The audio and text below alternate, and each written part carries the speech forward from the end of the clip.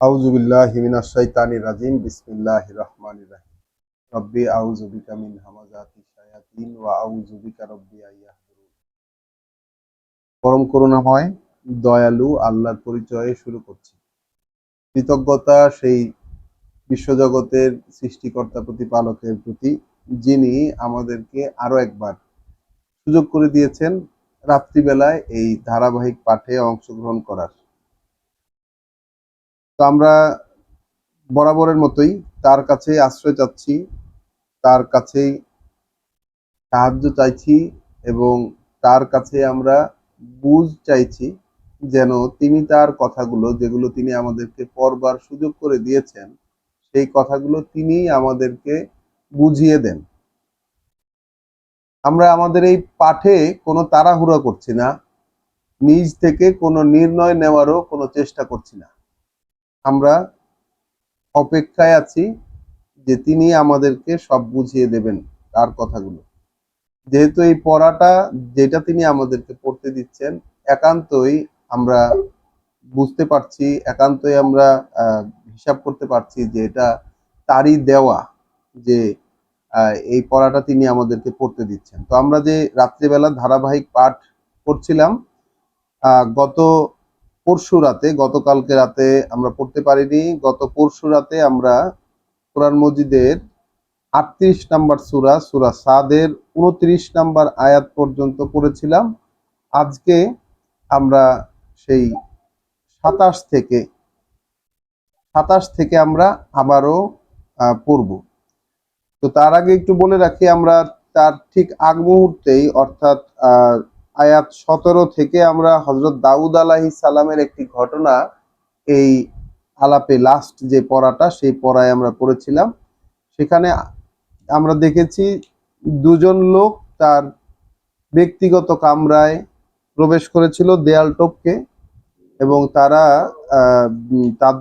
তারা হযরত দাউদ আলাইহিস সালামের কাছে তাদের ব্যক্তিগত একটা বিষয়ের সমাধান চেয়েছিলেন দুইজন লোক, এবং সেই সমাধান দিতে গিয়ে দাউদ আলাইহিস সালাম তিনি সমাধান দিতে যাচ্ছিলেন নিজ থেকে, এবং সেই অবস্থাতেই তিনি বুঝতে পারেন যে তার আসলে পরীক্ষা হচ্ছে, এবং তখন তিনি ক্ষমা চান। তো এবং তারপরে আল্লাহ যে কথাটা দাউদ আলাইহিস সালামকে বলেছিলেন, সেই কথাটা দিয়ে আজকে শুরু করতে চাই। এটা অত্যন্ত গুরুত্বপূর্ণ একটি কথা। ২৬ নাম্বার আয়াত থেকে, ইয়া দাউদ, ওহে দাউদ, ইন্না জালনাকা খালিফাতান ফিল আরদে। এই আমরা, আল্লাহ বলছেন নিশ্চিত এটা যে আমরা তোমাকে বানিয়েছি খালিফাতান ফিল আরদে, এই জমিনে বা এই অঞ্চলে, যে অঞ্চলে তিনি ছিলেন সেই অঞ্চলে খলিফা অর্থাৎ প্রতিনিধি করে। হ্যাঁ, এই অঞ্চলে তোমাকে একজন প্রতিনিধি হিসাবে আমরা বানিয়েছি।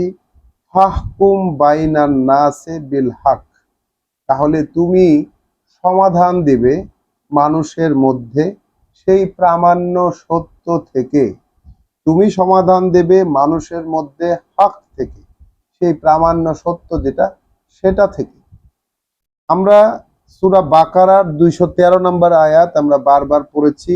সেই ২১৩ নম্বর আয়াতের যে বিষয়টি, এটিও আমরা একটু দেখে আসব। আমাদের এই হক শব্দটির যেই দাবি রাখে ওই আয়াতটি দেখে আসার, সেই দাবিটি আমরা পূরণ করতে চাই। আল্লাহ এখানে বলেছেন যে সকল মানুষই ছিল একই পথের পথিক। কানা নাসু উম্মাতা ওয়াহিদা, সকল মানুষই ছিল একই পন্থার অনুসারী। ফাবাসাল্লাহু নাবিয়িনা মুবাশশিরিনা ওয়া মুনজিরিন, পরবর্তীতে আল্লাহ নিয়োগ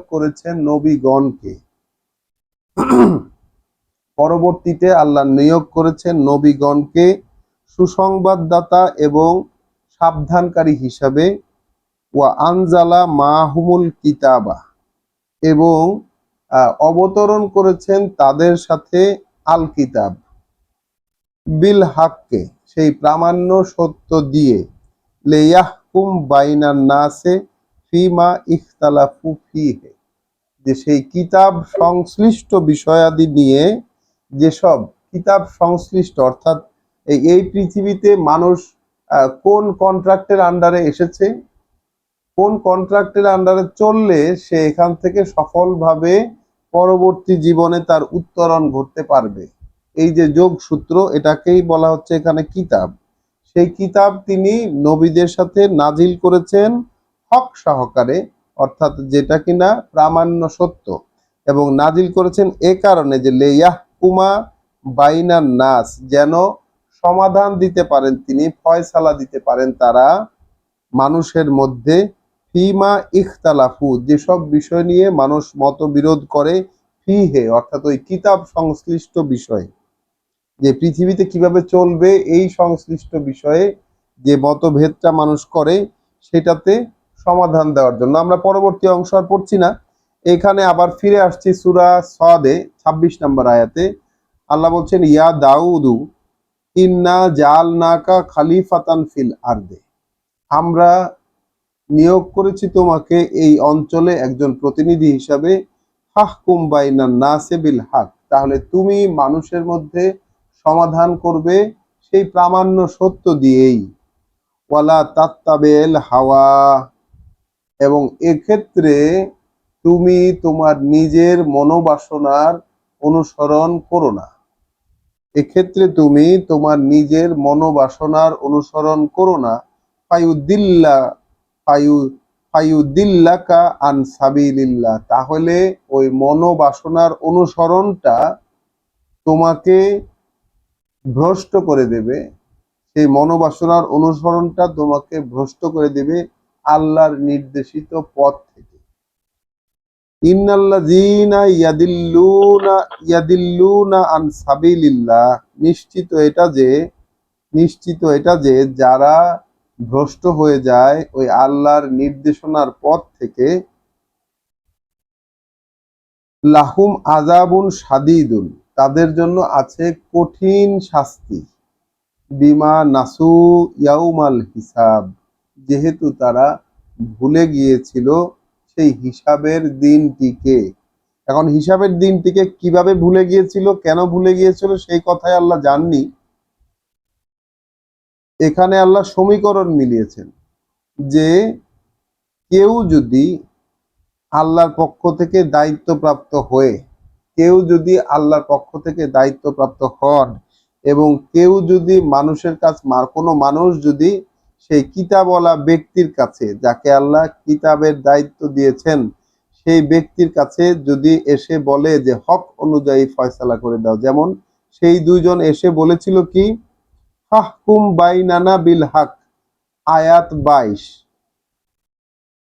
তারা এসে বলেছিল খসমানে বাগা বাদুনা আলা বাদ, আমরা উভয়ে বিবাদমান, দুজন একে অপরের সাথে সীমা লঙ্ঘন চলছে, ফাহকুম বাইনানা বিল হক ওয়ালা তুশতিত, হ্যাঁ, তো তাহলে আপনি আমাদের মধ্যে একেবারে হক অনুযায়ী ফয়সালা করে দিন। তো তাদের এই যে চাহিদাটা কি ছিল, এই বিষয়টা হযরত দাউদ তার বলার ক্ষেত্রে তার হয়তো খেয়াল হয়নি যে তারা আসলে কি বলেছে। তারা কিন্তু হক অনুযায়ী ফয়সালা চেয়েছে, অর্থাৎ যেটা প্রামাণ্য সত্য, যেটা নবী রাসূলদের সাথে আল্লাহ নাজিল করেন, ওই নাজিলকৃত তথ্য থেকে সমাধান চেয়েছিলেন। তো আজকে সন্ধ্যার পরায় আমাদের মালেকা ম্যাডাম যে একটি বিষয়ে জানতে চেয়েছিলেন, সেই বিষয়টি আসলে তিনি বলেছিলেন যে আল্লাহ এই সম্পর্কে কি বলেছেন। তো সেই হিসাবে আমিও কোরআন থেকেই আল্লাহ আসলে কি বলেছেন সেইটুকুই দেখাতে চেয়েছি আল্লাহর অনুমতি ক্রমে, যদি আল্লাহর অনুমতি থেকে থাকে আল্লাহর অনুমতি ক্রমে আমি সেটুকুই দেখিয়েছি। এর বাইরে আসলে দেখানোটা মনে হয় সমীচীন হবে না, যেহেতু আল্লাহ এখানে বললেন যে তুমি, হযরত দাউদ আলাইহিস সালামকে বলছেন আল্লাহ যে তুমি ফয়সালা করবে মানুষের মাঝে হক দিয়ে, যেটা প্রামাণ্য সত্য, নাজিল হওয়া যে সত্য সেটা দিয়ে, এবং এক্ষেত্রে তুমি তোমার মনোবাসনার অনুসরণ করতে যেও না, অর্থাৎ মন কি বলতে বলে মনের ভিতর থেকে কি কথা আসতে চায় সেটার অনুসরণ তুমি করো না। যদি তাই করো তাহলে তুমি ভ্রষ্ট হয়ে যাবে, সেটা তোমাকে ভ্রষ্ট করে দিবে। ওই মনের বাসনার অনুসরণ তোমাকে ভ্রষ্ট করে দিবে আল্লাহর নির্দেশনার পথ থেকে। নিশ্চয়ই যারা ভ্রষ্ট হয়ে যায় আল্লাহর নির্দেশনার পথ থেকে, তাদের জন্য রয়েছে কঠিন শাস্তি, যেহেতু তারা ভুলে গেছে হিসাবের দিনটিকে। অর্থাৎ আল্লাহর নির্দেশিত পথের যেই ব্যাপার, যে হক, যেই নাজিল করা যে বিষয়াদিগুলো, সেটার অনুসরণ যদি না করা হয় তাহলে সেটা আল্লাহর কাছে প্রমাণ হয় যে সে আসলে সেই হিসাবের দিনটিকে ভুলে গেছে। তো আমরা আমাদের ধারাবাহিক পড়া আয়াত ২৭ সূরা সাদের আয়াত ২৭ থেকে শুরু করছি। পরম করুণাময় দয়ালু আল্লাহর পরিচয়। ওয়ামা খলাকনা সামাআ ওয়াল আরদা ওয়ামা বাইনাহুমা বাতিলা। আর যা কিছুই আমরা সৃষ্টি করেছি ওই আকাশের এবং এই জমিনের এবং এ দুইয়ের মাঝে যা কিছু, সেগুলোকে বাতিল অর্থাৎ কোনো মিথ্যামিথ্যি বা অযথা সৃষ্টি করিনি। আল্লাহ বলছেন যে আমরা যা সৃষ্টি করেছি ওই আকাশে, যা সৃষ্টি করেছি এই জমিনে এবং যা এর মাঝে, যা এই দুইয়ের মাঝে, এগুলোকে আমরা অযথা সৃষ্টি করি নাই, অকারণে সৃষ্টি করি নাই। যালিকা জন্নুল্লাযিনা কাফারু, এই রকমটা মনে করে তারা যারা কাফের। অর্থাৎ এই সব সৃষ্টির কোনো কারণ নাই, এগুলো এমনি এমনি সৃষ্টি হয়েছে, কোনো যথোপযুক্ত উদ্দেশ্যহীন সৃষ্টি এগুলো, এইভাবে মনে করে হচ্ছে তারাই, যারা অগ্রাহ্যকারী। যারা অগ্রাহ্যকারী তারাই এরকম মনে করে। ফাওয়াইলুন লিল্লাযিনা কাফারু মিনান নার, তাহলে দুর্ভোগ অনিবার্য সেই সব অগ্রাহ্যকারীদের আগুনে। দুর্ভোগ অনিবার্য সেই সব অগ্রাহ্যকারীদের আগুনে। তাহলে আগুনের দুর্ভোগ অগ্রাহ্যকারীদের জন্য। অর্থাৎ এই যে পৃথিবী সৃষ্টি হয়েছে নির্দিষ্ট উদ্দেশ্যে, আল্লাহ বলেছেন হক। পৃথিবী এবং এর জমিন এবং এর মাঝে যা কিছু সৃষ্টি করেছেন সেটাকেও আল্লাহ বলেছেন হক, অর্থাৎ সত্য, অর্থাৎ একটা উদ্দেশ্য আছে আল্লাহর এর পিছনে। এখানে আল্লাহ বলছেন বাতিলে সৃষ্টি করি নাই, অর্থাৎ এগুলো উদ্দেশ্য ছাড়া সৃষ্টি করি নাই। এগুলো সৃষ্টি করেছি উদ্দেশ্য নিয়ে, কোনো উদ্দেশ্যহীন ভাবে সৃষ্টি করি নাই। এগুলো উদ্দেশ্যহীন এমনি এমনি হয়ে গেছে, কোনো কারণ ছাড়াই এবং কোনো ধরনের উদ্দেশ্য ছাড়াই, এইরকম মনে করে হচ্ছে যারা অগ্রাহ্যকারী তারা। তাই দুর্ভোগ অনিবার্য তাদের আগুনে, ওই যারা অগ্রাহ্যকারী তাদের।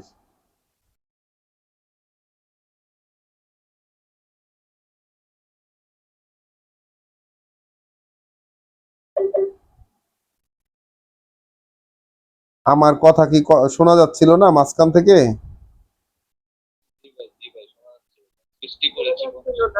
আচ্ছা, ওকে। আচ্ছা, আবার পড়ি আয়াত ২৭। ওয়ামা খলাকনা সামাআ ওয়াল আরদা ওয়ামা বাইনাহুমা বাতিলা। এই আকাশমণ্ডলে এবং পৃথিবীতে যা কিছু সৃষ্টি করেছি এগুলো অযথা সৃষ্টি করিনি।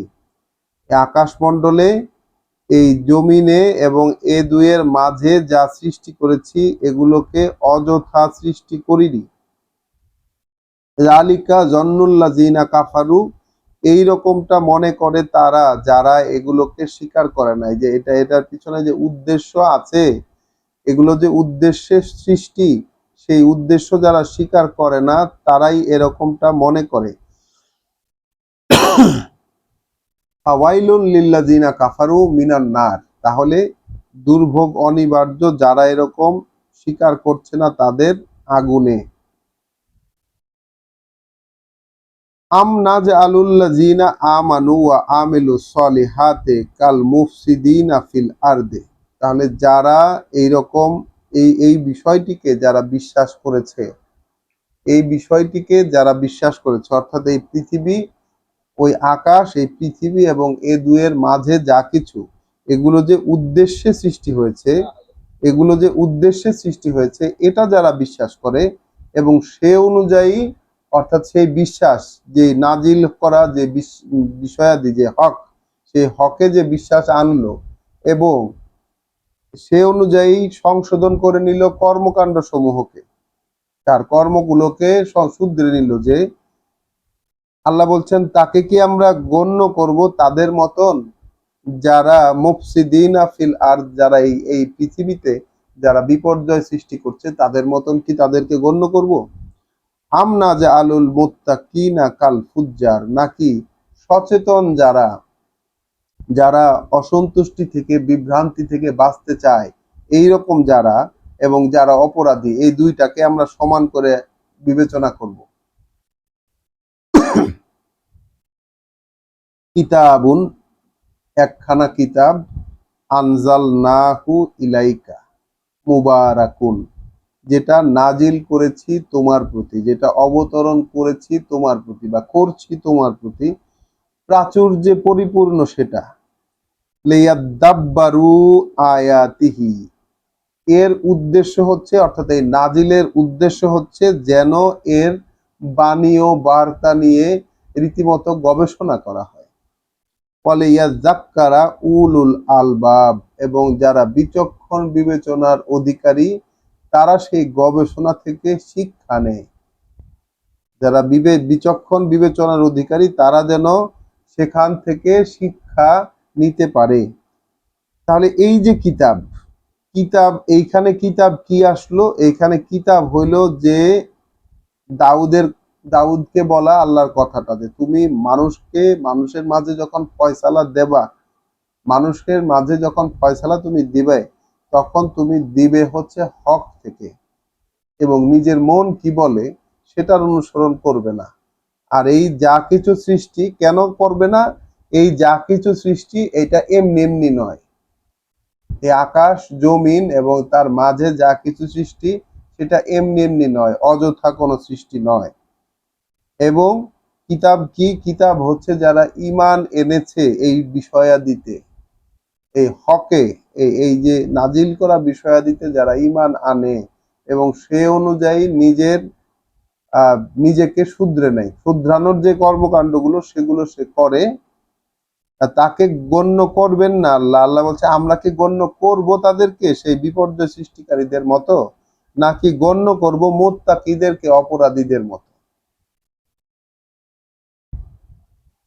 আয়াত 30, সূরা সাদ।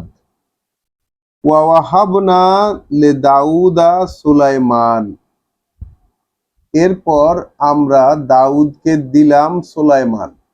নেমাল আবদু ইন্নাহু আওয়াব, অতি উত্তম একজন গোলাম, অতি উত্তম একজন গোলাম, তা সত্ত্বেও বারবার প্রত্যাবর্তনকারী, অর্থাৎ প্রত্যেক ক্ষেত্রে ইন্নাহু আওয়াব, এবং শুধু তাই নয়, সে প্রত্যেকটা ক্ষেত্রে ছিল আল্লাহর দিকে ফিরে থাকা, প্রত্যেকটা ক্ষেত্রে আল্লাহর দিকে ফিরে থাকা, অর্থাৎ যে কোনো ব্যাপারে, জীবনের যে কোনো ব্যাপারে আল্লাহর দিকে ফিরে থাকা লোক ছিল।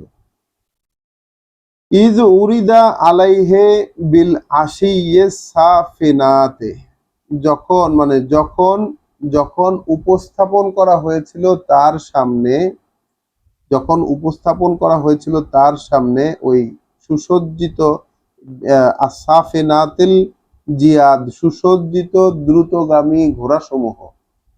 তাহলে ঘোড়াসমূহ যখন তার সামনে উপস্থাপন করা হলো, ফাকলা, তখন সে বলেছে, অর্থাৎ সুলাইমান বলেছে, ইন্নি আহবাবতু হুব্বাল খয়রে, আমি ভালোবেসেছি, আমি আমি ভালোবেসে ফেলেছি বা ভালোবাসায় মজেছি, এই ভালোবাসাই সম্পদের, অর্থাৎ সম্পদের ভালোবাসায় আমি ভালোবাসাতে মজে গেছি।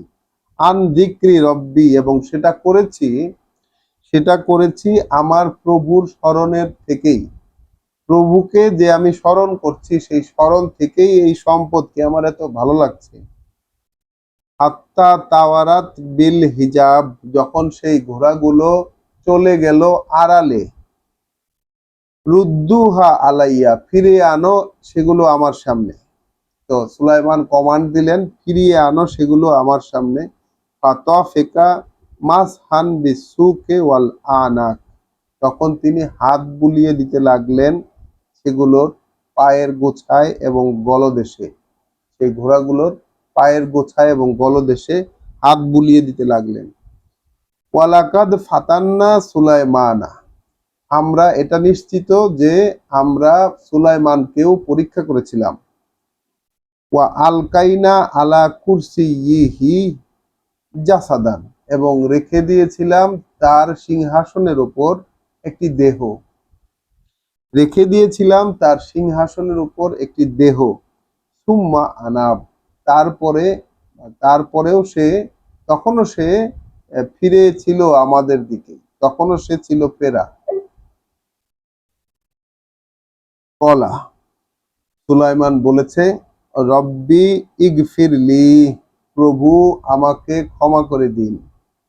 সুলাইমান বলেছে, প্রভু আমাকে ক্ষমা করে দিন।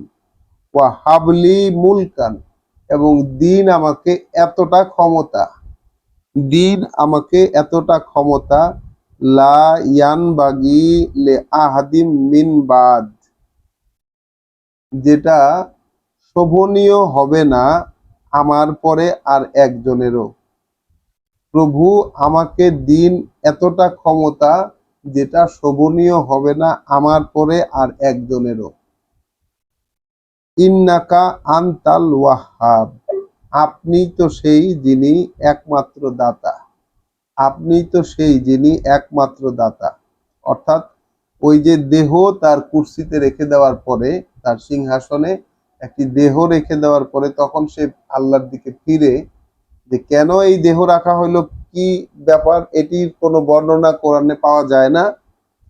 তো সেই দেহ রাখার কারণে তিনি আল্লাহর কাছে এই প্রার্থনা করলেন যে প্রভু আমাকে ক্ষমা করে দিন, প্রভু আমাকে ক্ষমা করে দিন, এবং আমাকে এমন ক্ষমতা দিন যেটা আমার পরবর্তীতে আর কারো পক্ষে ক্ষমতা হ্যান্ডেল করা শোভনীয় হবে না। আপনি তো একমাত্র দাতা। ফাসাখারনা লাহু রিহা, তখন নিয়ন্ত্রণে দিয়ে দিলাম তার ক্ষেত্রে চলমান বাতাসকে। তাজরি বে আমরিহি, বয়ে চলতো সেই বাতাস তার আদেশ অনুযায়ী। রুখা আন হাইসু আসাব, মানে মৃদুমন্দ গতিতে যেদিকে সে যেতে চাইতো, মৃদুমন্দ গতিতে সেই বাতাস বয়ে চলতো যেদিকে সে যেতে চাইতো। তো যেই ক্ষমতা তিনি চেয়েছিলেন সেই চাওয়ার প্রেক্ষিতে আল্লাহ তাকে এই বাতাস নিয়ন্ত্রিত করে দিলেন। ওয়াশায়াতিনা, এবং নিয়ন্ত্রিত করে দিলেন শয়তানদেরকে। কুল্লু বান্না ইন ওয়া গাওয়াসিন, এদের সেই শয়তানদের প্রত্যেকটা এই যে নির্মাতা, প্রত্যেক ধরনের নির্মাতা এবং ডুবুরি, প্রত্যেক ধরনের নির্মাতা এবং ডুবুরি। ওয়া আখারিন, এবং ছিল আরো মুকাররানিনা ফিল আসফাদ, যেগুলো ছিল অন্যান্য, আরো অনেক ছিল যেগুলো ছিল শৃঙ্খলায় আবদ্ধ, অর্থাৎ শেকলে বাঁধা। হাজা আতা উনা, আল্লাহ বলেছিলেন যে এই হচ্ছে আমাদের দেয়া দান, এই হচ্ছে আমাদের দেয়া দান। হামনুন আও আমসিক, যাকে ইচ্ছা, এই হচ্ছে আমাদের দেয়া দান, যাকে ইচ্ছা তুমি দয়া করতে পারো, যাকে ইচ্ছা তুমি ধরে রাখতে পারো, যাকে ইচ্ছা দয়া করতে পারো, যাকে ইচ্ছা ধরে রাখতে পারো। বেগাইরে হিসাব, কোনো হিসাব হবে না, কোনো হিসাব হবে না, এই ক্ষেত্রে কোনো হিসাব হবে না। অর্থাৎ এই যে আল্লাহ বাতাস দিলেন, নিয়ন্ত্রিত করে দিলেন তার, এবং সেই সাথে শয়তানদেরকে তার নিয়ন্ত্রণে দিয়ে দিলেন, শয়তানদেরকে নিয়ন্ত্রণে দিয়ে দিলেন। এবং শয়তানেরা কি করত, নির্মাতা ছিল, ছিল ডুবুরি, এবং আরো অনেক ছিল যেগুলো শিকলে বাঁধা, যেগুলো ছিল শিকলে বাঁধা। এবং আল্লাহ বলছেন কি, এগুলো আমাদের দেয়া দান, যাকে খুশি তুমি দয়া করতে পারো, যাকে খুশি তুমি ধরে রাখতে পারো, কোনো হিসাব হবে না। ওয়া ইন্না লাহু ইনদানা লাজুলফা, যেহেতু এটা নিশ্চিত যে আর আমাদের কাছে তার জন্য ছিল একটা নৈকট্যের অবস্থান। আল্লাহ বলছেন আমাদের কাছে তার ছিল একটা নৈকট্যের অবস্থান, ওয়া হুসনা মাআব, এবং নির্ধারিত উত্তম পরিণাম। উত্তম পরিণাম ছিল, উত্তম পরিণামের নির্ধারণীয় ছিল। অর্থাৎ এটা যেই সুলাইমান এবং তার পিতা হযরত দাউদ আলাইহিস সালাম এবং হযরত সুলাইমান আলাইহিস সালামের যে দুটো ঘটনা আমরা পড়লাম, এর আগেও আমরা পড়ে এসেছি হযরত সুলাইমান আলাইহিস সালামের কাহিনী কি। সেখানে কিন্তু আমরা দেখেছি তিনি স্বীকার করেছেন যে ওহে মানুষ, আমাদেরকে কিন্তু প্রত্যেকটা জিনিস দেওয়া হয়েছে এবং এগুলো সবই এইটা দেখার জন্য যে আমরা কৃতজ্ঞ হয়ে থাকতে পারি কি পারি না। আয়াত ৪১, ওয়াজকুর আবদানা আইয়ুব, স্মরণ করো, স্মরণ করো, আলোচনা করো আমাদের বান্দা আইয়ুবকে। ইজ নাদা রব্বাহু, যখন সে ডেকেছিল তার প্রভুকে, যখন সে ডেকেছিল তার সৃষ্টিকর্তা প্রতিপালককে। আন্নি মাসানিয়া শায়তান, আমাকে কষ্ট দিচ্ছে শয়তান, বেনুসুবিন, একটা কষ্ট দিয়ে, ওয়া আযাব, একটা শাস্তি দিয়ে। আমাকে ছুঁয়ে দিয়েছে শয়তান, আমাকে ছুঁয়ে দিয়েছে, পিষ্ট করছে শয়তান একটা কষ্ট দিয়ে, একটা শাস্তি দিয়ে।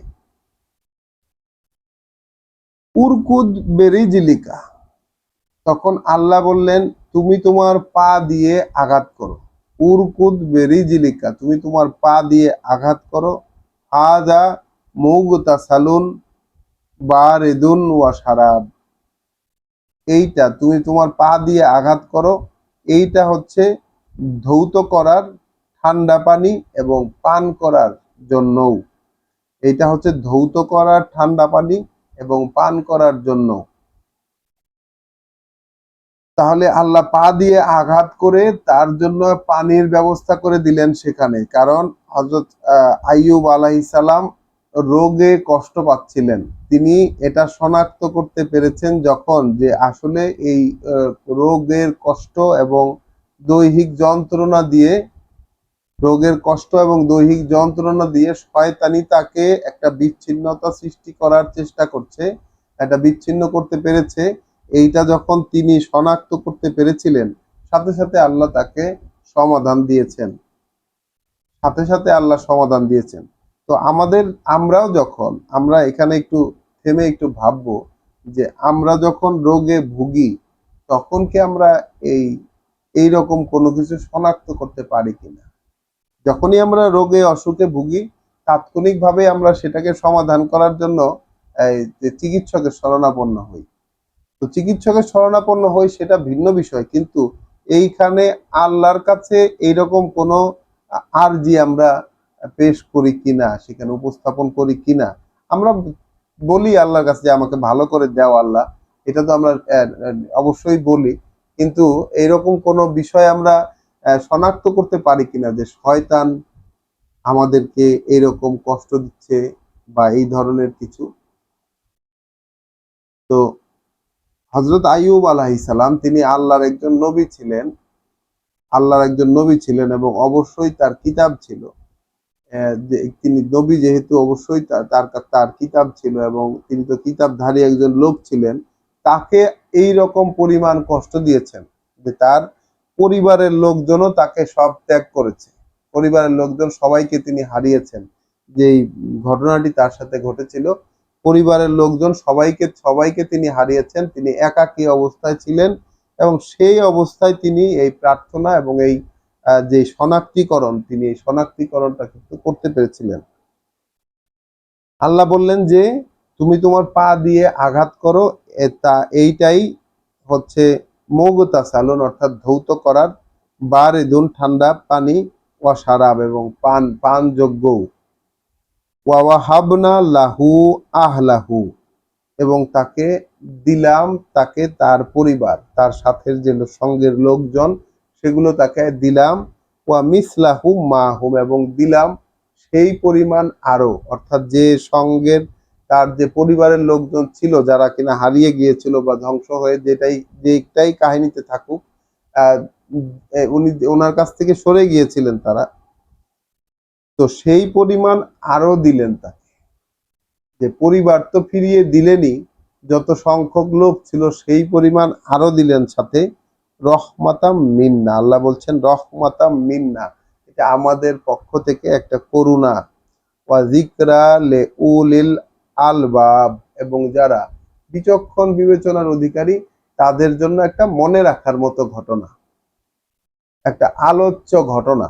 এখন আইয়ুবের এই রকম অসুস্থ হবার ঘটনা এবং পরিবার হারিয়ে ফেলার ঘটনা আমরা আমাদের মুরব্বী যারা তাদের মধ্যে এই বিষয়টার জিকির বা আলোচনা কিছুটা ছিল, কিন্তু এখনকার সময়ে এই ঘটনাগুলো হারিয়ে গেছে আলোচনা থেকে। এগুলোও যে আলোচ্য বিষয় হতে পারে এই বিষয়টা হারিয়ে গেছে। আল্লাহ এখানে বলেছেন এই ঘটনাটা জিকরা, অর্থাৎ বারবার স্মরণযোগ্য কাদের জন্য? উলিল আলবাবদের জন্য, যারা বিচক্ষণ বিবেচনার অধিকারী তাদের জন্য এটা বারবার করে স্মরণযোগ্য একটি ঘটনা।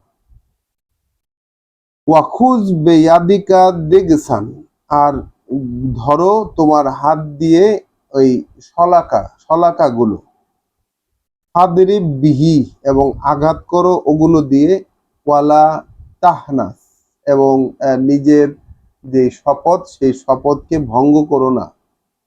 ইন্না ওয়াজাদনাহু সাবিরান, আল্লাহ বলছেন যে আমরা তাকে পেয়েছিলাম অবিচল অবস্থায়। অর্থাৎ হযরত আইয়ুব আলাইহিস সালাম, তার যে এত কষ্ট ভোগ, এত রোগ ভোগ এবং পরিবারের সবাইকে হারিয়ে ফেলা, তো তারপরেও তাকে সবের, অর্থাৎ তাকে অবিচল, তার অবস্থানে অবিচল, অর্থাৎ তাকে যে কাজটি দিয়েছিলেন আল্লাহ, কিতাব চর্চা এবং আল্লাহর সাথে কানেকশন, এই ব্যাপারে তাকে আল্লাহ অবিচল অবস্থায় পেয়েছেন। নেমাল আব্দ, তাহলে বলছেন আল্লাহ যে চমৎকার বান্দা, চমৎকার অতি উত্তম বান্দা। ইন্নাহু আওয়াব, তবুও সর্বক্ষেত্রে ফেরা, সর্বক্ষেত্রে ফিরে থাকা, আল্লাহর দিকে সব ক্ষেত্রে তিনি ছিলেন ফিরে থাকা। তো আইয়ুব আলাইহিস সালামের এই ঘটনা বিচক্ষণ বিবেচনার অধিকারী যারা, তাদের জন্য এটা বারবার করে স্মরণ করার মতো একটি বিষয়, এবং এর ভিতরে রহস্য লুকিয়ে আছে, যে রহস্যটা আল্লাহ চাইলে আমাদেরকে জানিয়ে দেবেন। ওয়াজকুর ইবাদানা ইব্রাহিম, স্মরণ করো, আলোচনা করো আমাদের বান্দা ইব্রাহিমকে। ওয়া ইসহাক, এবং ইসহাককে। ওয়া ইয়াকুব, এবং ইয়াকুবকে। উলিল আইদে, সবাই ছিল ক্ষমতার অধিকারী। তাহলে ইব্রাহিম, ইসহাক এবং ইয়াকুব এরা ছিল উলিল আইদে, অর্থাৎ ক্ষমতার অধিকারী ছিল সবাই। ওয়াল আবসর, এবং দূরদৃষ্টি সম্পন্ন, যে আল্লাহর দৃষ্টিতে সবকিছুকে দেখা। আবসর বলতে নর্মাল যে চোখের দৃষ্টি সেটা না, কিন্তু সেটা হচ্ছে আল্লাহ প্রদত্ত দৃষ্টি, অর্থাৎ আল্লাহর কথার নিরিখে সবকিছুকে মেপে দেখতে পারার যেই ক্ষমতা, সেই দৃষ্টি ছিল তাদের। তো তারা ছিলেন ক্ষমতার অধিকারী এবং সেই সাথে দৃষ্টিশক্তি, দূরদৃষ্টি সম্পন্ন, অর্থাৎ আল্লাহর দৃষ্টিতে দেখার ক্ষমতার অধিকারী। ইন্না আখলাসনাহুম বিখালিসাতিন, আমরা বাছাই করে নিয়েছিলাম তাদেরকে একটা বাছাইয়ে। যিকরাদ্দার, সেই বাছাইয়ের কারণটা ছিল পরকালের স্মরণ। সেই বাছাইয়ের কারণটা ছিল স্মরণ, আলোচনা পরকালের, অর্থাৎ ওই পরবর্তী যে অবস্থান তাদের কি কেমন হবে, এই সংক্রান্ত আলোচনা, এই সংক্রান্ত চিন্তা ভাবনাটাই তাদের ছিল মেইন। তাদের জীবনের মূল মূল পয়েন্টটা ছিল এইটা। তাদেরকে আল্লাহ কেন, কোন জায়গা থেকে, কোন বিষয়টা দিয়ে তাদেরকে এই সিলেকশনে এনেছিলেন আল্লাহ, সেই সিলেকশনের জায়গাটা হচ্ছে পরকালে কি হবে, এইটাই ছিল তাদের মেইন ফোকাস। ওয়া ইন্নাহুম ইনদানা লামিনাল মুস্তাফাইনাল আখিয়ার, নিঃসন্দেহে আমাদের কাছে তারা ছিলেন বাছাই করা, যেই মানে উচ্চতর ব্যক্তি হিসাবে গণ্য। উচ্চতর মানে বাছাই করাদের মধ্যে যারা উন্নত চরিত্রের বা উচ্চতর অবস্থানের, তাদের মধ্যে গণ্য ছিলেন। ওয়াজকুর ইসমাইল, আলোচনা করো, স্মরণ করো ইসমাইলকে। ওয়াল ইয়াসা, এবং ইয়াসা কে। ওয়া জাল কিফলে, এবং সেই জাল কিফল তাকেও স্মরণ করো। ওয়া কুল্লুন মিনাল আখিয়ার, এদের প্রত্যেকেই ছিলেন সেই উন্নত গুণাবলী সম্পন্ন। প্রত্যেকেই ছিলেন উন্নত গুণাবলী সম্পন্ন। তাহলে এই উন্নত গুণাবলী কিভাবে তাদের কাছে এলো? আমরা দেখেছি আহ মোহাম্মদ রাসূলুল্লাহকে আল্লাহ বলেছেন যে তুমি এই যে সূরাটা, আমার সূরার নামটা এই মুহূর্তে মনে আসতেছে না, আল্লাহ বলেছেন যে তুমি সেই উন্নত চরিত্রের যেই নির্দেশনা, যে রোড ম্যাপ, যে ব্লু প্রিন্ট, সেটার উপরে আছো। খুলুকিল আজিম। তাহলে খুলুকিল আজিমটা কি ছিল মোহাম্মদ রাসূলুল্লাহর জন্য? সেটা ছিল এই কোরআন। অর্থাৎ নবীদের সাথে, রাসূলদের সাথে আল্লাহ যে কিতাব অবতীর্ণ করেন, যে কিতাবটা তাদের সাথে থাকে, সেই কিতাবটাই হচ্ছে উন্নত গুণের হয়ে ওঠার জন্য নির্দেশনা। উন্নত গুণের হয়ে ওঠার জন্য নির্দেশনা, যেটা কিনা আমরা এখন পড়ছি। তো আমরা এই যে নবী রাসূলদের কথাগুলো পড়ছি, এগুলো শুধুমাত্র গল্প শোনার জন্য নয়, কিন্তু শুধুমাত্র গল্প হিসাবে নয়, বরঞ্চ তাদের এই যে পয়েন্টগুলো আল্লাহ উল্লেখ করছেন, এই পয়েন্টগুলোকে যেন আমাদের জীবনে আমরা অনুসরণীয় হিসাবে বানাই। সেই জন্য উন্নত, তাহলেই কিন্তু আমরা সেই উন্নত চরিত্রের বা যেই উন্নত মানবিক গুণ সম্পন্ন, যেটা হাইয়েস্ট র্যাঙ্ক মানুষের মধ্যে, সেইখানে নিজেদেরকে আল্লাহ চাইলে নিয়ে যেতে পারবো। হাজা জিক্রুন, এইগুলোই আলোচ্য। হাজা জিক্রুন, এইগুলোই আলোচ্য। তাহলে এই পৃথিবীতে আমরা যদি কৃতকার্য হতে চাই, যেটা আল্লাহর দৃষ্টিতে কৃতকার্য এবং আল্লাহর দৃষ্টিতে বিচক্ষণ বিবেচনার অধিকারী যে ব্যক্তিবর্গ, সেই রকম যদি আমরা হয়ে উঠতে চাই, তাহলে হাজা জিক্রুন, এইগুলোই বারবার করে আলোচ্য। ওয়া ইন্না লিল মুত্তাকিনা লাহুসনা মাআব, এই আলোচনার মাধ্যমে যারা সচেতন হয়ে উঠবে, তাদের জন্য রয়েছে সুন্দর পরিণতি। তাহলে আসলো এখন জনসাধারণের মাঝে, সেই সিলেক্টেড ব্যক্তি যারা ছিলেন, তাদের থেকে একই কাতারে নিয়ে আসলেন সেই ব্যক্তিদেরকে। বলছেন ওয়া ইন্না, নিশ্চয়ই, লিল মুত্তাকিন, যারা এইগুলোর সংস্পর্শে, এই জিকিরের সংস্পর্শে যারা নিজেরা সচেতন হয়ে উঠবে, তাদের জন্য রয়েছে হুসনু মাআব। হুসনা, লাহুসনা মাআব, এক অবশ্য সুন্দর পরিণতি, উত্তম ঠিকানা। জান্নাতে আদনিন, সেই চিরস্থায়ী বনভূমি। মুফাত্তাহাতান, মুফাত্তাহাতান লাহুমুল আবওয়াব, মানে খোলা থাকবে যেই বনভূমি সমূহের দরজা। চিরস্থায়ী বসবাসের জান্নাত সমূহ, চিরস্থায়ী বসবাসের বাগিচা সমূহ, যার দরজাগুলো খোলা থাকবে তাদের জন্য। মুত্তাকিইনা ফিহা, হেলান দিয়ে বসে থাকবে তারা সেখানে। ইয়াদউনা ফিহা বিফাকিহাতিন, চেয়ে নেবে তারা সেখানে প্রচুর ফলমূল। কাসিরাতিন, অনেক পরিমাণ। ওয়া শারাব, এবং পানীয়। ওয়া ইনদাহুম, এবং থাকবে তাদের কাছে কাসিরাতুত তারফে, সেই লজ্জাবনত সঙ্গিনীরা, আতরাব, যারা সমবয়স্কা, তাদের সাথে থাকবে লজ্জা অবনত সঙ্গিনীরা, সমবয়স্কা। হাজা মা তু আদুনা লিয়াউমিল হিসাব, এগুলোই সেগুলো যেগুলোর ওয়াদা তোমাদের সাথে করা হয়েছিল এই হিসাবের দিনকে উপলক্ষ করে। এই হিসাবের দিনকে উপলক্ষ করে যে ওয়াদা তোমাদেরকে করা হয়েছিল এগুলোই সেগুলো।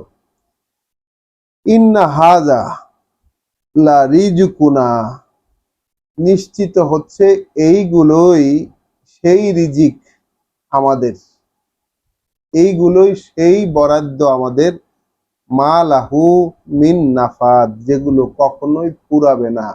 এগুলো আমাদের সেই বরাদ্দ, সেই রিজিক, যে রিজিক কখনো ফুরাবে না। হাজা, এমনই হবে। ওয়া ইন্না লিত্তাগিনা লাশাররা মাআব, আর যারা এই সীমানাকে যারা লঙ্ঘন করবে, যারা সীমানাকে লঙ্ঘন করবে তাদের জন্য রয়েছে নিকৃষ্ট পরিণতি, নিকৃষ্ট ঠিকানা, জাহান্নাম, নরক। ইয়াসলাউনাহা, সেখানে তারা ঝলসাবে, পাবে এসাল মিহাদ, কত জঘন্য সে ঠিকানা। হাজা, ঠিক এটাই, ফাল ইয়াযুকুহু, তাহলে স্বাদ নিক তারা, হামিমুন ওয়া গস্সাক, ফুটন্ত পানির স্বাদ নিক তারা, ফুটন্ত পানির এবং পুজ রক্তের। ওয়া আখারু মিন শাকলিহি আজওয়াজ, এবং এইরকম শাস্তির আরো অনেক রকমের। হাজা ফাউজুন, এই তো একটা দল, মুক্তাহিমুন মাআকুম, এই তো একটা দল যারা তোমাদের সাথে এসে প্রবেশ করেছে। অর্থাৎ এক দলের সাথে আরেকটা দল যখন আসবে, এক দলের পরে আরেকটা দল যখন আসবে, তখন বলা হবে এই তো একটা দল তোমাদের সাথে এসে ঢুকেছে। লা মার হাবান বিহিম, তাদের জন্য কোনো শুভ সম্ভাষণ নেই। মার হাবা কথাটি এসেছে আর কি। লা মার হাবান বিহিম, তাদের জন্য কোনো শুভ সম্ভাষণ নেই। ইন্নাহুম সালুন নার, ওরাও ঝলসাবে আগুনে। কলু বাল আন্তুম, তো পিছনের দলটা মানে আগে যে প্রবেশ করছে, মানে যারা পরে প্রবেশ করছে, তখন তারা বলে উঠবে যে বরং তোমরাই, না বরং তোমরাই, মানে মার হাবা তো তোমাদের জন্য নাই আর কি, বরং তোমরাই, লা মার হাবান বিকুম, তোমাদের জন্য কোনো শুভ সম্ভাষণ নেই। আন্তুম কদ আন্তুম কদ্দাম তুমুহু লানা, তোমরাই আমাদের জন্য এখানে আসার আয়োজন করেছো অগ্রিম। অর্থাৎ যারা আগে ঢুকেছে আর যারা পরে ঢুকেছে, দুই দলের মধ্যে কথোপকথন হচ্ছে। পরের দল এসে বলছে যে আগের দলকে, যে তোমাদের জন্য কোনো শুভ সম্ভাষণ নাই, আর তোমরাই আমাদেরকে এখানে আসার আয়োজন করেছো। পাবে এসাল কারার, তাহলে কত জঘন্য এই অবস্থান। তাহলে এইখান থেকে আমরা একটা জিনিস দেখতে পাচ্ছি যে পূর্ববর্তীরা পরবর্তীদের জাহান্নামে যাওয়ার কারণ হয়ে দাঁড়িয়েছে। আমরা এই ঘটনা এর আগেও দেখেছি যে পিতৃপুরুষদের অনুসরণ, পিতৃপুরুষ যা করেছে সেটার অনুসরণ, এটার কারণে পিতৃপুরুষও জাহান্নামে যাচ্ছে, পরবর্তী পুরুষও জাহান্নামে যাচ্ছে। কলু কলু, অতঃপর তারা বলবে, রব্বানা, হে আমাদের প্রভু, মান কদ্দামা লানা হাজা, রব্বানা মান কদ্দামা লানা হাজা, হে আমাদের প্রভু, যারা ব্যবস্থা করেছিল আমাদের জন্য এই পরিণাম, এই রকমটা যারা আমাদের জন্য অগ্রিম করেছে, ফাজিদহু আযাবান দিফান ফিন্নার, তাহলে বাড়িয়ে দিন তাদেরকে একটি শাস্তি দ্বিগুণ পরিমাণ এই আগুনে। অর্থাৎ তাদেরকে আগুনে থাকার দ্বিগুণ পরিমাণ শাস্তির ব্যবস্থা করুন। ওয়া কলু, তখন তারা পরস্পর বলা বলি করবে, মা লানা লা নারা রিজালান, তারা তখন পরস্পর বলা বলি করবে যে মা লানা, কি ব্যাপার, ব্যাপার কি আমাদের? লা নারা রিজালান, দেখছি না যে সেই সব ব্যক্তিকে, কুন্না নাউদ্দুহুম মিনাল আশরার, যাদেরকে আমরা দুনিয়াতে, যাদেরকে আমরা আগের সময়ে খুব নিকৃষ্ট বলে মনে করতাম, একদম নিকৃষ্ট বলে যাদেরকে মনে করতাম, কই তাদেরকে দেখছি না যে? ব্যাপারটা কি? আত্তাখাযনাহুম সিখরিয়ান, তাদের সাথে তো আমরা, তাদেরকে আমরা নিতাম ঠাট্টার উপকরণ হিসাবে, তাদেরকে আমরা নিতাম ঠাট্টার উপকরণ হিসাবে। আম জাগাত আনহুমুল আবসার, এখন কি তারা আমাদের দৃষ্টির আড়ালে চলে গেল? এখন কি তারা আমাদের দৃষ্টির আড়ালে চলে গেল?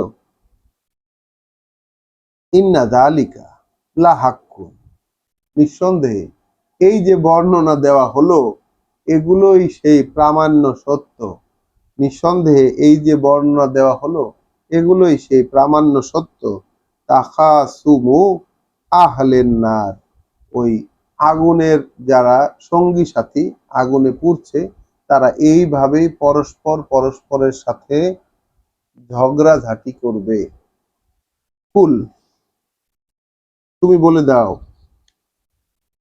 ইন্নামা আনা মুনজিরুন, তুমি বলো যে এই আমি আর কিছুই শুধুমাত্র, এই আমি শুধুমাত্র একজন সাবধানকারী। ইন্নামা আনা মুনজিরুন, এই যা কিছু আমি একজন সাবধানকারী মাত্র। ওয়ামা মিন ইলাহিন ইল্লা আল্লাহ, আর আল্লাহ ছাড়া মানে আর নেই কোনো মান্য ব্যতীত আল্লাহর, আল ওয়াহিদুল কাহ্হার, যিনি একক এবং সর্বজয়ী, একক এবং সর্বজয়ী। রব্বুস সামাওয়াতি ওয়াল আরদে, প্রভু তিনি ওই আকাশের এবং এই জমিনের, ওয়ামা বাইনাহুমা, এবং এই দুইয়ের মাঝে যা কিছু আছে সে সবের, আল আজিজুল গাফফার, তিনি সর্বশক্তিমান, ক্ষমাশীল। কুল, তুমি বলো, হুয়া নাবাউন আজিম, এ এক মহা সংবাদ, আনতুম আনহু মুরিদুন, যে সংবাদ থেকে তোমরা একেবারেই মুখ ফেরানো অবস্থায় আছো। এ এক মহা সংবাদ, যে সংবাদ থেকে তোমরা মুখ ফেরানো অবস্থায় আছো। তো এইখানে আমরা সেই 65 নাম্বার আয়াতের ক্ষেত্রে একটু থামবো। থেমে আমরা দেখব যে সূরা সাদের একদম যে ঘটনাগুলো আমরা এখানে পড়লাম, একটি একটি করে আমরা একটু বিবেচনা করব। আল্লাহ কারণ এখানে বলেছেন, সূরা সাদের যে শুরু হয়েছে, বলছেন যে কুরআন জি জিক্রে, এটা শপথ সেই কোরআনের, যেটা যত যত স্মরণযোগ্য বিষয়ে ঠাসা, স্মরণ করার, যে আলোচনা করার যত উপকরণ, সেই উপকরণে ঠাসা। তো এখানে স্মরণ করার উপকরণ হচ্ছে প্রথমেই সেই বাহিনীরা, বিভিন্ন বাহিনী, যেমন নূহের জাতি, আদ জাতি, ফেরাউন, সামুদ, লুতের জাতি, আইকার অধিবাসী, এরা যে আল্লাহর কথা মানে নাই, সেই কথা স্মরণ করে। মানে পূর্ববর্তী অনেক জাতিরাই মানে নাই এবং তারা ধ্বংস হয়ে গেছে, তারা হারতে বাধ্য হয়েছে। তারা তাদের রাসূলদেরকে, অর্থাৎ যারাই কিনা আল্লাহর বার্তা তাদের কাছে বলতে গেছে, তাদেরকে তারা অবিশ্বাস করেছে এবং তাদের উপর শাস্তির ফয়সালা কার্যকর হয়েছে।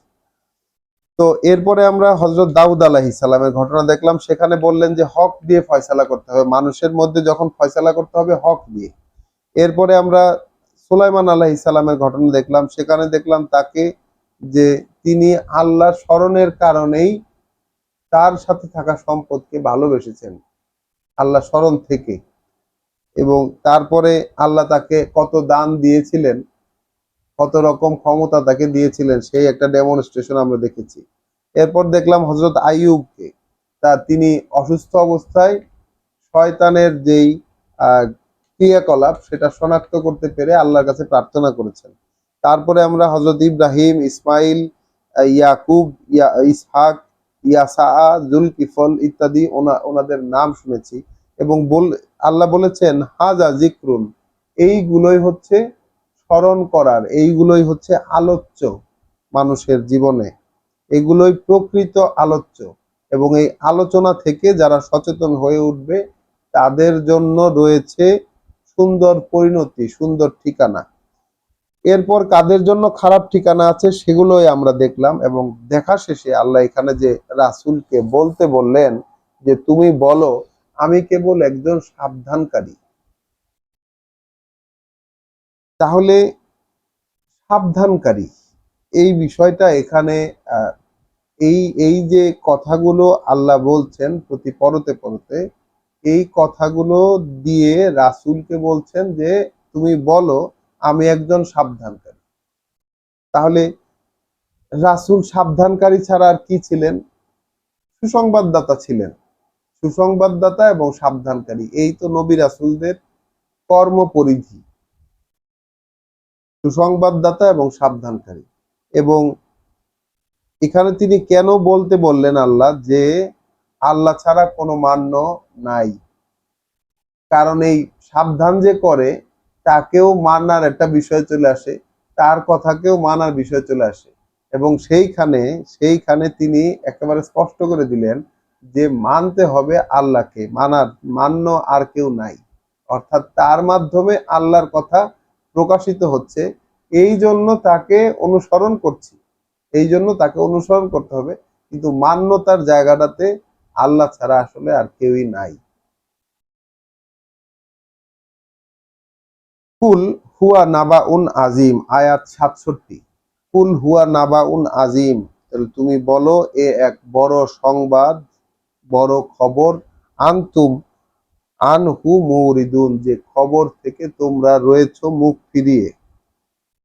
মা কানা লিয়া মিন ইলম, এ বিষয়ে আমারও তো ছিল না কোনো জ্ঞান।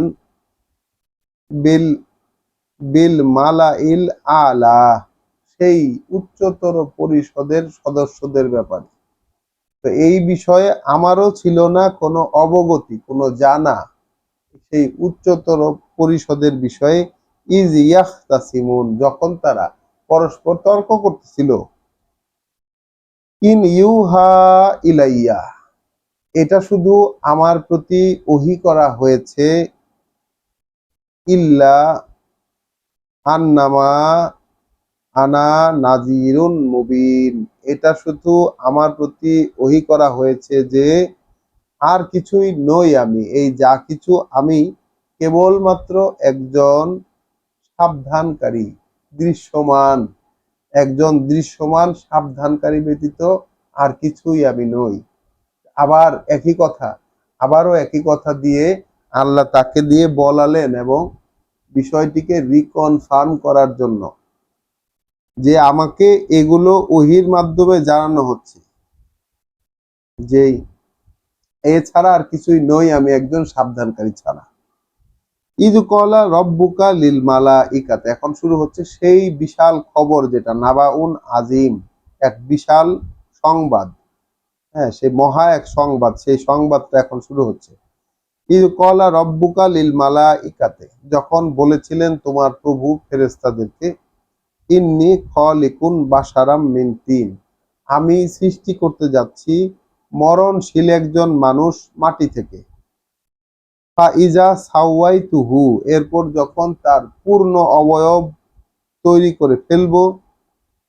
ওয়া নাফাখতু ফিহে মিন রুহি, এবং ফু দিয়ে দেব তার মধ্যে আমার থেকে রূহ, আমার থেকে একটি আদেশ বা একটি রূহ। ফাকাউ লাহু সাজিদিন, তখন নত হয়ে যাবে তার প্রতি মান্যতায়, তখন নত হয়ে তার প্রতি মান্যতা প্রদর্শন করবে। ফাসাজাদাল মালাইকাতু কুল্লুহুম আজমাইন, তখন মান্যতা প্রদর্শন করলো, তখন মান্যতা প্রদর্শন করলো ফেরেশতাদিগের প্রত্যেকেই, সবাই মিলে। ইল্লা ইবলিস, ব্যতিক্রম হলো ইবলিস। ইস্তাকবারা, সে বরত্ব দেখালো, সে বরত্ব দেখালো বা নিজেকে বড় মনে করলো। ওয়া কানা মিনাল কাফিরিন, এবং হয়ে গেল অগ্রাহ্যকারী কাফেরদের মধ্যে অন্তর্ভুক্ত। কলা, আল্লাহ বললেন, ইয়া ইবলিস, ওহে ইবলিস, মা মানা আকা, কিসে তোমাকে বাধা দিল, আনতাসজুদা লেমা খলাকতু বেয়াদাইয়া, সেই জিনিসের প্রতি মান্যতা প্রদর্শন করতে কিসে তোমাকে বাধা দিল, যাকে আমি সৃষ্টি করেছি আমার হাত দিয়ে, আমার সামর্থ্য দিয়ে যাকে সৃষ্টি করলাম তাকে মান্যতা দেখাতে কিসে তোমাকে বাধা দিল ওহে ইবলিস। আস্তাকবারতা, তুমি কি বরত্ব প্রদর্শন করছো, আমকুন্তা মিনাল আলিন, নাকি হয়ে গেছো তুমি উচ্চতর মর্যাদার কেউ একজন। কলা, ইবলিস বলছে, আনা খায়রুম মিনহু, আমি ওর চেয়ে উত্তম। খলাকতানি মিন নারিন, সৃষ্টি করেছেন আমাকে আগুন থেকে, ওয়া খলাকতাহু মিন তিন, এবং ওকে সৃষ্টি করেছেন মাটি থেকে। কলা ফাখরুজ, আল্লাহ বললেন বেরিয়ে যাও।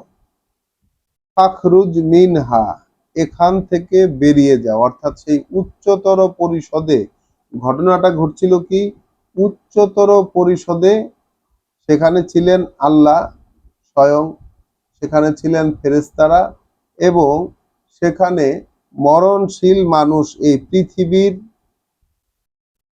দৃশ্যপটে আসার আগে মরণশীল মানুষ তৈরি হচ্ছিল সেখানে, সেইখানে এই ঘটনা ঘটছিল, এবং সেখান থেকে সেই উচ্চতর পরিষদ থেকে তাকে বের করে দেওয়া হয়েছে। ফাখরুজ মিনহা, বেরিয়ে যাও এখান থেকে, ফা ইন্নাকা রাজিম, তুমি বিতাড়িত, বা আন্দাজে বলেছো, তুমি আন্দাজে বলেছো তুমি বিতাড়িত।